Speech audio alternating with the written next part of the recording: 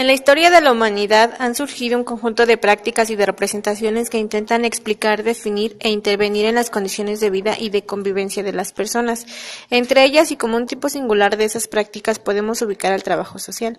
Para entender la significación de la profesión en el seno de ese conjunto de prácticas, es necesario reconstruir el proceso histórico de conformación de los elementos que acaban por constituir el campo del ejercicio profesional, comenzando por 2100 a.C., Código de Hammurabi.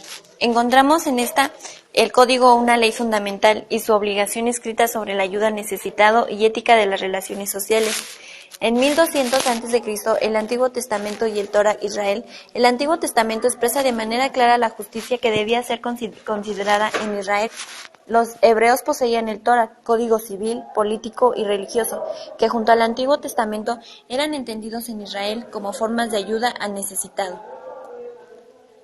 610 al 612 a.C., en Islam, como religión, ha prescrito deberes de ayuda al prójimo, como dar limosna a los pobres, y es eso actúa de la manera de la antigua.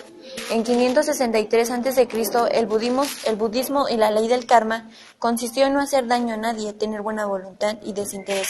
Su principio fundamental fue la ley del karma, según la cual es una causa buena, produce un buen efecto y una mala lo contrario. En 551 y 478 a.C., Confucio, China, sostuvo que el hombre bueno al afirmar su personalidad trata de contribuir a los demás. Sus enseñanzas difundieron en China el ideal de la beneficencia. En 96 al 98 después de Cristo, Roma, sistema alimenticio de Nerva, el emperador Nerva, realizó un sistema alimenticio que pretendía ayudar a los estratos más pobres de la población y asegurar la buena nutrición de los niños. El cristianismo, en el siglo XVI, la caridad con sentido, amor al prójimo, cobró significación.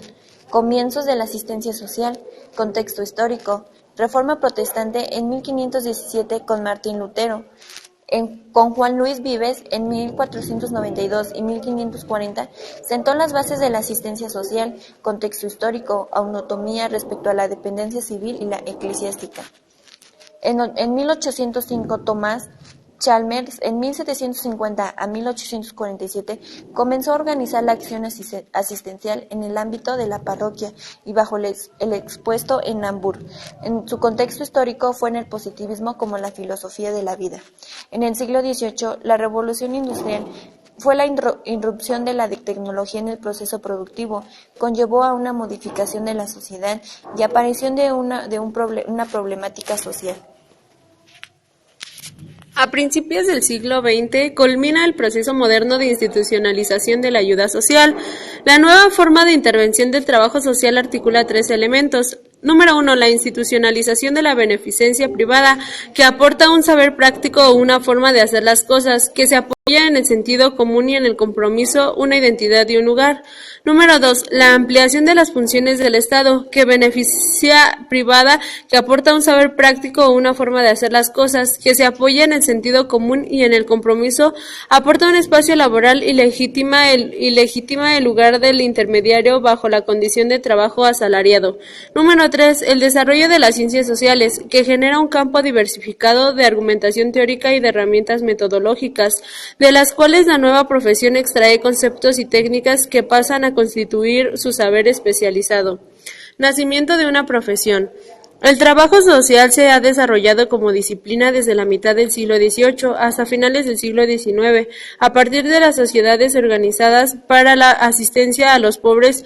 Esto se llevó a cabo durante la Revolución Industrial, pues a partir de esto se genera a partir del sistema productivo, pues en este contexto aparecen nuevas propuestas para paliar la hambruna.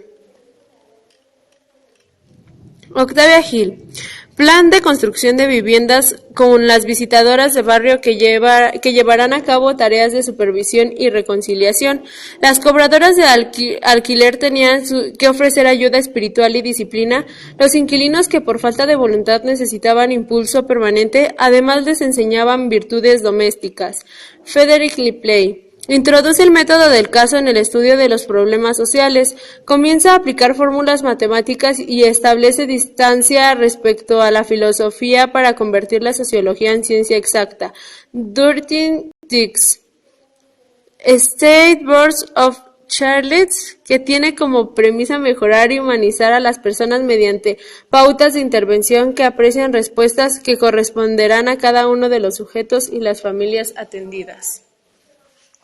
COS es una de las primeras instituciones que plantea que el trabajo social que se realiza con personas y familias no es suficiente la ayuda económica. Están convencidos que la única forma de proporcionar a las personas es a través del conocimiento sistemático, que le permite establecer una relación de ayuda a cada situación. Número 1. Cada caso será objeto de una encuesta. Número 2. Este escrito será sometido a una comisión que decidirá las medidas a tomar. Número 3. No se concederán socorros temporales. Número 4. El asistido será el agente de su propio restablecimiento y se involucrarán a ellos parientes, vecinos y amigos. Número 5. Se solicitará a favor del asistido la cooperación de las instituciones. Número 6. Los agentes de las asociaciones recibirán instrucciones escritas, se formarán mediante lecturas y con un periodo de prácticas. Número 7. Las instituciones de la caridad comunicarán una lista de protegidos. Esto es garantía contra los explotadores de la filantropía. Número 8. Se constituirá un repertorio de obras que permitirá eliminar las instituciones parásitas, orientando las intervenciones con conocimiento de causa. Mary Richmond, 1904, escribe su libro social Diagnosis. Ella dice que a cada efecto le corresponde una causa. Construye un método diagnóstico, patología y tratamiento. Dice que la ayuda viene de las redes sociales como familia, amigos y vecinos. 1914. Empiezan a nacer las primeras instituciones académicas para la formación de profesionales en el trabajo social. 1920. Gordon Hamilton. A finales de los años 20, el psicoanálisis se convirtió en el trabajo social en un paradigma. El consultante es el protagonista de su propia historia y el profesional solo es el que acompaña al sujeto de caso en su proceso. El hombre es un individuo biosocial. Se estudia a los individuos en todo lo que se les relaciona con sus propias experiencias y sus sentimientos, y el único responsable de sus actos es el mismo individuo. El trabajo social de casos en Europa.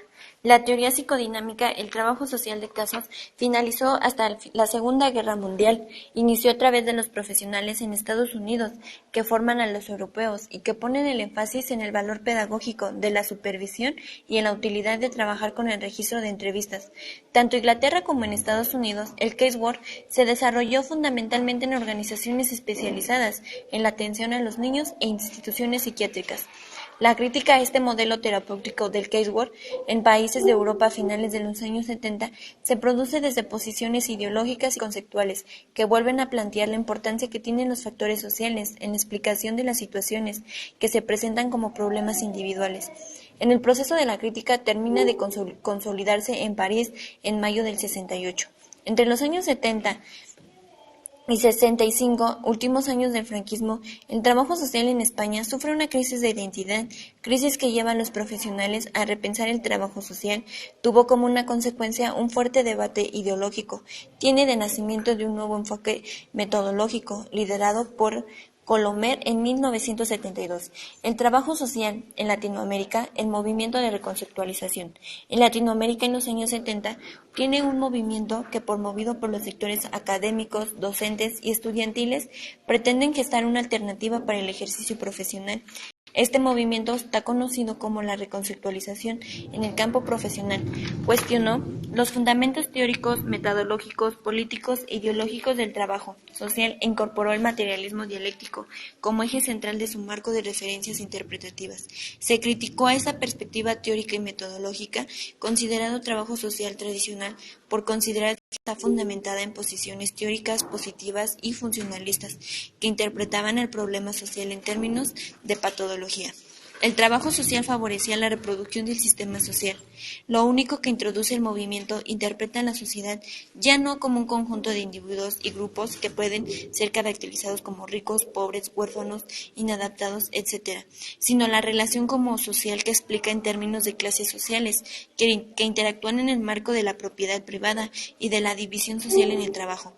En esta perspectiva, el problema social se conceptúa como un producto de las contradicciones propias del sistema social vigente y se expresa en las condiciones materiales de vida de las clases explotadas y oprimidas, así como en la conciencia alienada de dichas clases, dado que están sometidas en la ideología dominante. Por el contrario, la reconceptualización propone una forma diferente de entender a las personas y al objeto de intervención. A. El hombre oprimido es un objeto y sujeto de proceso de intervención en cuanto debe convertirse, a través de su proceso de conciencia. B. Desde esta comprensión el objeto de intervención se propone nuevos objetivos específicos y se articulan alrededor del proceso de convención del hombre oprimido en sujeto consistente de una situación. Como fruto de un repensar autocrítico en relación a la metodología y a las teorizaciones de trabajo social de casos, se reformulan ideas de manera que las familias y los sujetos puedan ser atendidos y entendidos desde el texto de sus propias historias relatadas en el contexto en el que viven. En los albores del siglo XXI, el trabajo social de casos se contrasta y dialoga con las nuevas reflexiones que las ciencias sociales y la filosofía elaboran en torno al conocimiento. Como podemos darnos cuenta, el trabajo social ha evolucionado durante los tiempos, pero el objetivo sigue siendo el mismo: ayudar al necesitado.